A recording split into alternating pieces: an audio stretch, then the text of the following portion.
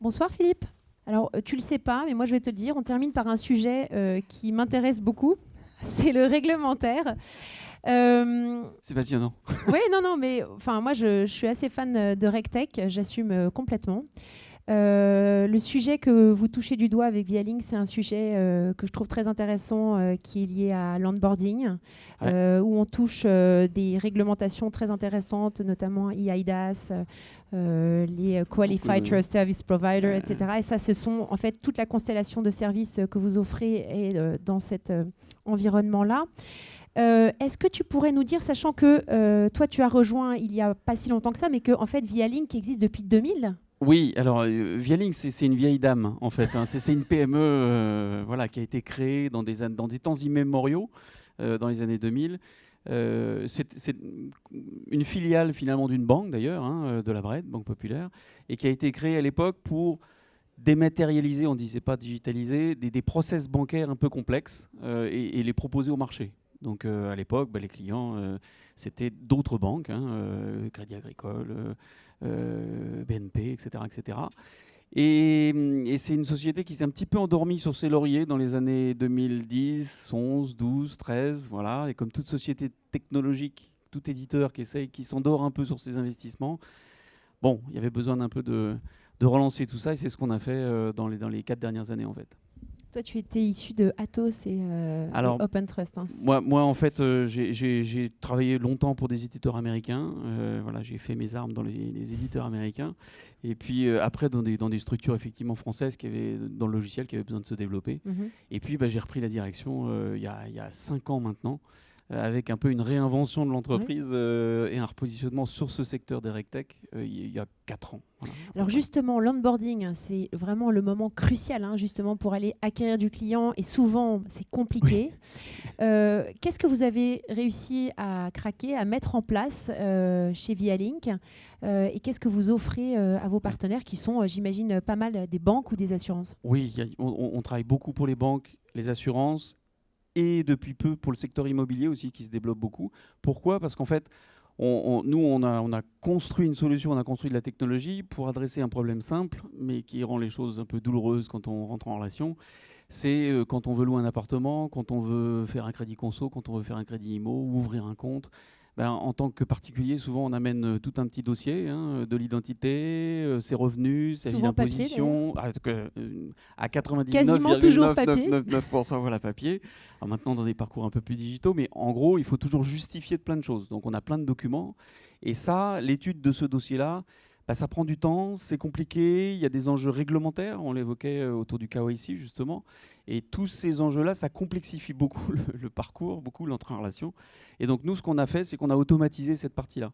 C'est-à-dire qu'on a, avec beaucoup d'IA, beaucoup de techno finalement, on a automatisé l'analyse, la lecture, la compréhension d'un dossier client, analyser sa cohérence, l'identité, les revenus, le domicile, etc., etc. Et donc, en 10 secondes, on fournit à notre client, qui est la banque ou l'assurance ou l'agent immobilier, une analyse complète de son dossier, ce qui prenait beaucoup plus longtemps que ça avant.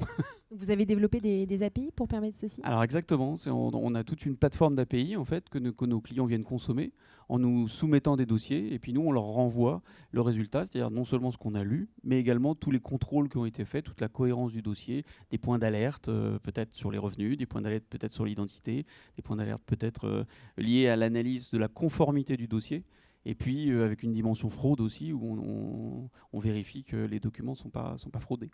Très intéressant. Alors il y a un élément dont tu parles qui est l'onboarding, mais c'est vrai que le client, une fois qu'il rentre au sein de l'établissement financier, il y a des exercices souvent de remédiation, de mise à jour de données. Et j'imagine qu'on peut également consommer vos API dans ce cadre-là. Alors exactement, on a commencé finalement notre parcours en tant que fournisseur sur le flux, c'est-à-dire sur l'onboarding, au moment où on rentre en relation. Mais depuis 1 an, on travaille beaucoup sur ces sujets remédiation parce que effectivement liés au réglementaire, les acteurs, alors surtout financiers, ont des obligations j'allais dire, de mettre à jour tout un tas d'informations, de garder à jour cette connaissance client au fil du temps. Et donc, ils viennent aussi consommer nos API au moment de la mise à jour de ce dossier-là. Donc, on automatise aussi toute cette dimension remédiation, ce qui est une grosse source de coûts souvent pour les acteurs financiers. Oui, et puis c'est lourd pour les équipes. C'est très très lourd. En interne. Vous nous avez envoyé cette photo pour illustrer votre avenir chez Vialink. Pour terminer sur ce tout dernier entretien, comment vous allez faire pour aller jusqu'au bout de cette route et où est-ce que vous voulez aller en termes de développement produit à moyen terme? Alors, on a déjà une vraie différenciation, c'est-à-dire qu'il y a beaucoup d'acteurs. Alors, tout à l'heure, j'entendais citer des acteurs comme Hubble ou autres, mais qui sont très centrés sur un KYC très identitaire. Nous, on a pris vraiment le parti d'avoir un KYC le plus large possible, c'est-à-dire identité, revenu, domicile, enfin toutes les dimensions de l'analyse d'une connaissance client. Et ça, c'est un vrai différenciant.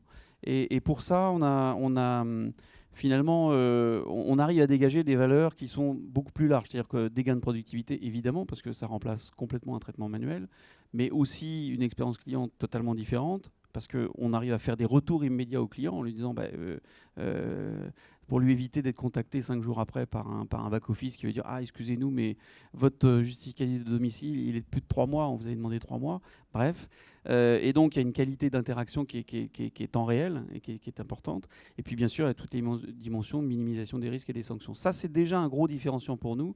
On est en train d'affirmer notre position de leader en France sur cette différenciation-là. Donc, l'avenir, si on regarde un peu la route telle qu'elle est tracée... C'est beaucoup plus long que ça, en fait. J'allais dire, c'est d'affirmer cette position de leader en France, de continuer à prendre cette position-là, au sens d'acteurs technologiques qui fournissent ce type de solutions. Et puis, c'est d'aller à l'international. Et là, on a encore toute une dimension, tout un enjeu devant nous sur l'international, puisqu'on a encore une petite part de notre business qui est international, mais encore très petite. Donc, on a un gros enjeu. Et ton mot de la fin pour clôturer cette interview? Je dirais que beaucoup de clients, finalement, découvrent la capacité à finalement le champ des possibles. Parce que souvent, effectivement, ils ont une réflexion sur le KYC qui est très identitaire. Et sans se rendre compte forcément qu'il y a une capacité à aller beaucoup plus loin en fait. Donc je dirais, venez nous voir et vous ne serez pas déçus. On a des très très grands groupes bancaires qui utilisent nos solutions pour ouvrir tous ces comptes. C'est des millions de documents et d'ouverture de comptes tous les ans. Donc on a des choses très très industrielles et qui marchent dans la vraie vie. Donc venez nous voir. Merci beaucoup Philippe.